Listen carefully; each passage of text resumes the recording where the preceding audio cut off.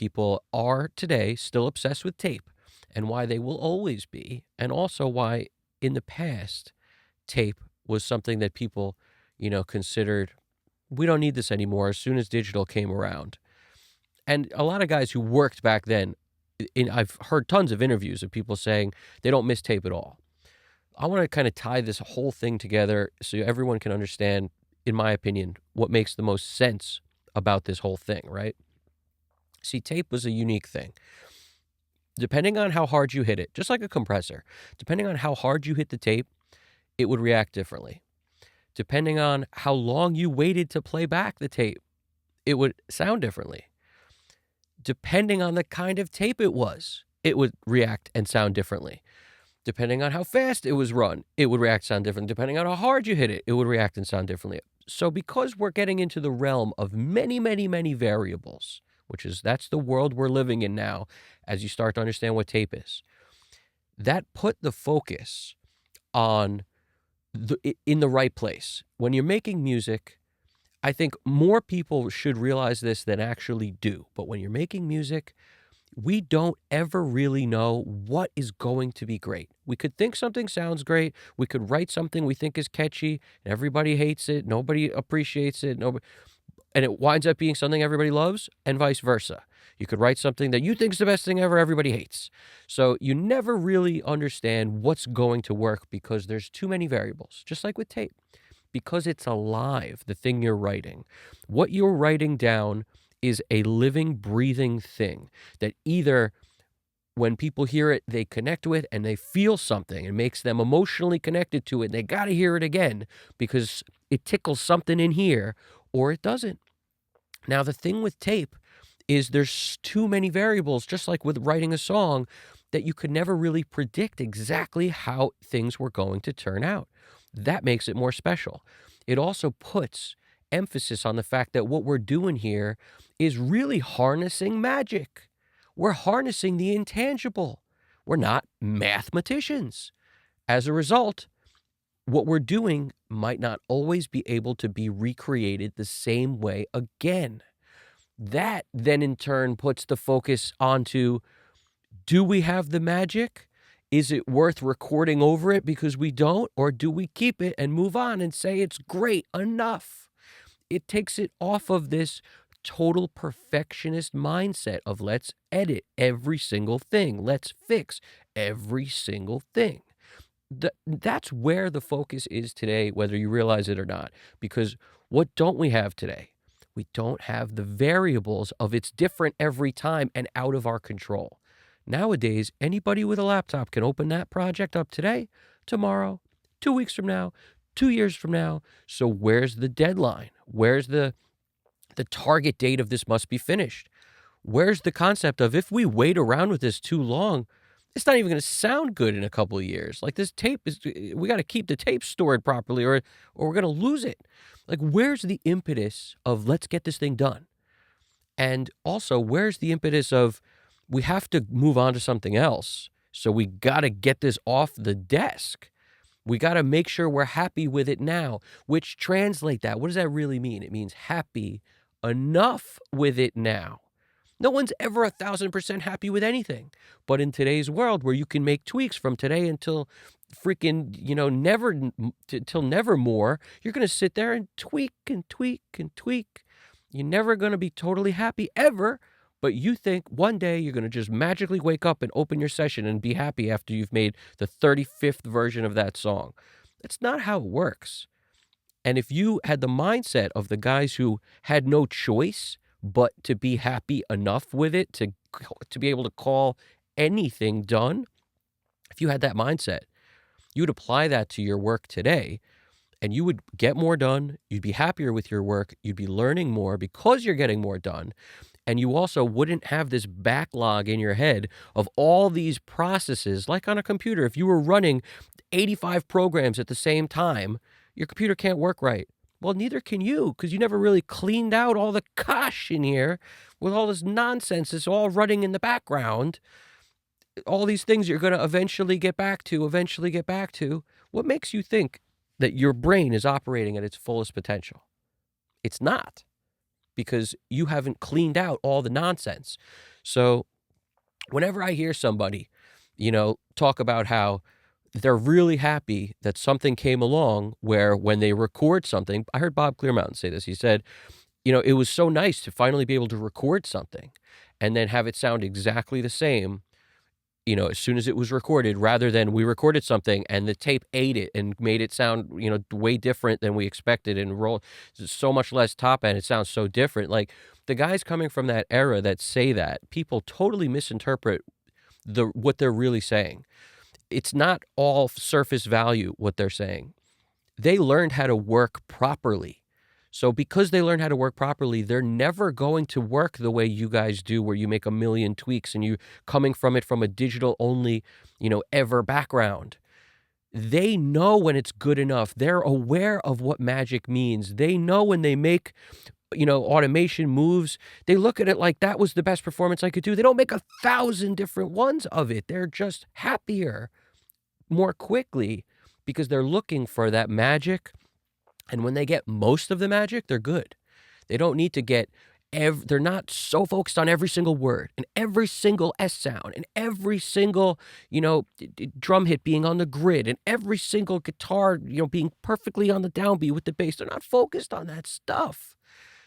Because it's just like somebody who was in the military or the Navy or something. My dad was in the Navy, and he used to tell me that the reason he ate so quick was because when you were in the Navy, if you didn't eat quick, you didn't get to eat.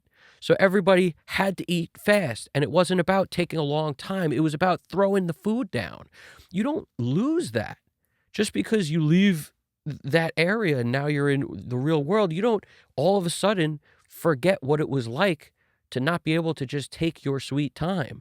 It's exactly the same thing for people who mix. When you at one point knew what harnessing the magic meant, and you had no choice but to make sure you put special emphasis on this take because you know how great this was. You can't lose it. So we're not doing another version. That's the one. That's a keeper. Sorry, buddy. Like once you're coming from that point of view, you don't ever look at it the way everyone else does who never came from that.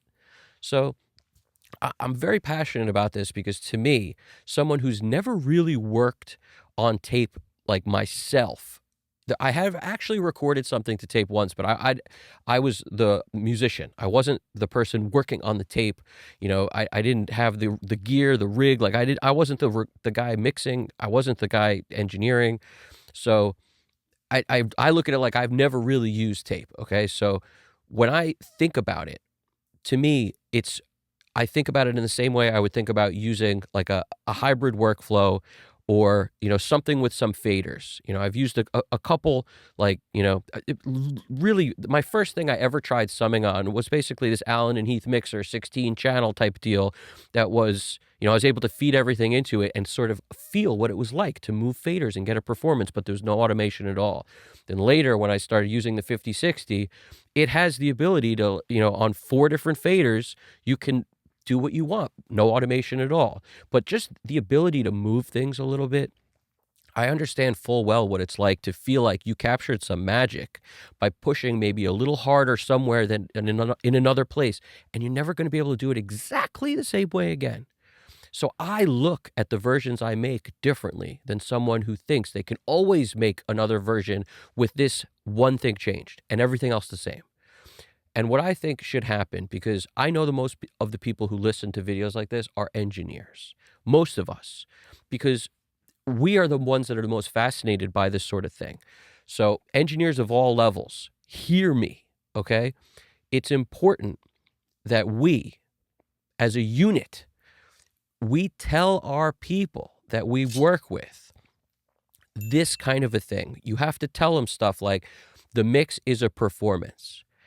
It will never be the same again, just like your performance, if you're pointing to the artist, is never going to be the same every time you play a show. It's always slightly different. That's what makes it magical. That's why people go to see you. That's what's special about it. Just like us, we're performing on a different instrument than you are. Our instrument is the console, the gear we're using, even if you're working all in the box. If you think about it this way, then the things you're doing, you look at it like it's a performance. And as a result, even if you have two things patched or three things patched. I heard Tom tell me, Tom Lordology said something amazing. He said, you'll never really get a recall to be this exactly the same way twice unless you label every patch cable with its own serial number.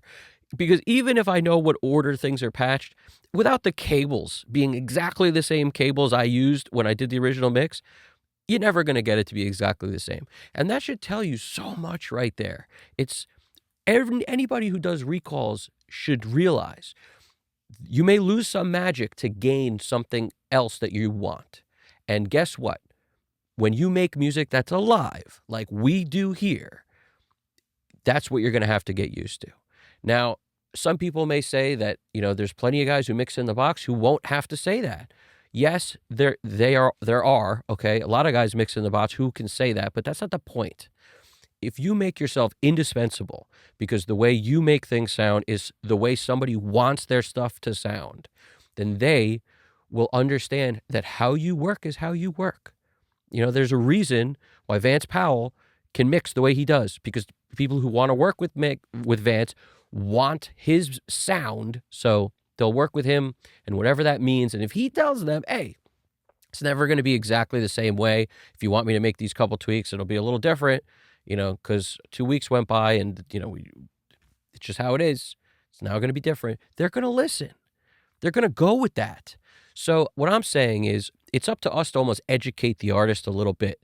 If you want your stuff to sound alive, the reason that you like a big part of this and the only tweaks you have are some little stuff, the reason is because there's magic there. So don't be surprised if I make some tweaks and we lose some magic elsewhere. So this causes the person to reevaluate the versions you give them in a different way. In other words, they should listen back to that first version and listen to the new one. This will actually prevent them from wanting you to make more versions, which is good because their focus will be in the right place. It'll be on, did we get a magic on this one? Rather than, ooh, I love it, but maybe, there sounds like there's a little too much reverb on the 50th word in the first, on this one word where I say the word cat. It would be better if it was like cat. You know what I'm saying? Or I love it, except, the tuning, it's like, can you just like move the note here to like a lick, because it's a little bit sharp or flat. The funny thing about stuff like that is when you work in this way, it'll actually cause the artist to get a performance that's better when they record, which is also a big reason why things that we love from back in the day sound so much better than today, because people were focused on what was important, like getting a better performance, not, oh, we could just edit it in the mix. Oh, we could just fix it in the mix. Oh, no problem. I'll just, put 17 different, vocals, I'll do some crazy vocal tricks. You won't even hear the note or whatever. So people will be more inclined to get it right. See what I'm saying? And then it will come down to, do I really, really hate this thing I want changed enough to sacrifice some magic elsewhere? Because it will. When I ride faders that are not recallable, that's what happens. So you could work this way in the box. In other words, just because you have the ability to automate a bunch of things doesn't mean you necessarily should. Maybe you should leave the balance in some place and then just do a pass where nothing is actually being written in the automation, but print that version. And then you can be thinking along the lines of analog, even though you have the ability to write the automation, or write the automation if you want, so it can come back exactly the same way, because a lot of guys did have the ability to write automation, but maybe on your pieces of gear, you dial them up in a different way, and maybe you don't write exactly what the settings were down. You just have an idea. It was something like this. So next time you dial it up, it'll be slightly different, because that's usually how it is anyway.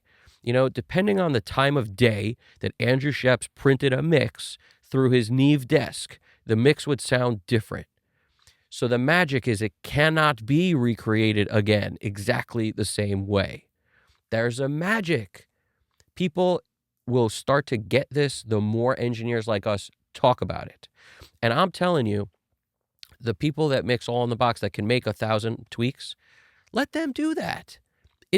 Trust me, the people that will wanna work with you, it's because of how you drive. You drive your car different. Your car is your console. You drive your gear different. Even if you're just mixing in the box, it's how you're driving the stuff. No two people drive the same way. So you have to be good enough that the way you drive is special. And you are. Everybody here is different. Everybody's going to drive different, no matter what. You could know exactly the same thing as I know, you would still use the tools differently. So what I'm telling you is your goal throughout the process is really to learn how to talk to your clients, learn how to talk to the artists, learn how to navigate this process and make it one that works for you. And if you're somebody who looks at this like a mathematician who's got to make everything perfect and edit everything and loves using in the box workflow because of that, then that's how you should work. But if you're somebody who values the art in the performance of the mix, and that's part of you, and you're more excited when you work that way, then you could do that whether you're mixing all in the box or not. It just becomes a thing of how you explain it and how all you got to do, in my opinion, is tell them what I do is alive. So it's never the same way twice because it's alive. Now, if you are okay with that, we can work together. And if not, I'll make the tweak you want, but make sure you compare it to the earlier version. And you'd be surprised. You won't now have to make 10 tweaks, 10 different sets of revisions, because people are going to be listening for magic. Oh, I love so much of this thing. Man, do I really need that thing? That's a completely different mindset than, oh, you might as well just make this word a little lower. Send it to me when it's done. Oh, you might as well just add more effects to the whole thing. Send it to me when it's done. Because they think they're not losing anything. So what's the downside for them to do all these ridiculous changes that you would have done if you thought it was better and you're the guy who's the mixer? Do you understand what I'm saying? And people who work on their own stuff, you, above all else, need to start to realize that your performance is why your mix is good or bad. Your performance that day. You cannot spread it out over 20 days. You should do what the guys do who mix at the professional level. You must work in that way. It will be uncomfortable at first. Nobody said it's going to be easy, but that will make you better. And trust me when I tell you, even if you don't get it right now, a month or two down the road, when you listen back to what you've done, you will be more happy with the mixes you finished quickly, with purpose, with the performance and the art in the right place of where's the magic. You'll be way more happy with everything you did like that than the stuff where you spent crazy amounts of time dissecting every little bit and going back and changing your mix every time you learn something new, like a new tip or a new this or a new that. Every mixer who's ever mixed anything on a professional level learns something new later, but they don't go back and change their stuff and never release anything. They just use the new thing they learn as part of what they're doing now if they want to. And you got to do the same thing. So I'm curious what you guys think. To me, that's the magic of tape. It's the one-time performance. Analog consoles, the magic is it's different today than it will be in 2 weeks because the knobs are going to be different and it won't ever be exactly the same way again. Everybody should work like this no matter what they use. Trust me, in the box, just because you can make a million tweaks doesn't mean you should. Keep that in mind. Edit sparingly. Only what needs to be edited. Only what needs to be. Leave a comment, hit the like button, subscribe if you haven't already. I really appreciate it. Evan Jaffe Custom Cut Studios. You guys got this. Take it easy.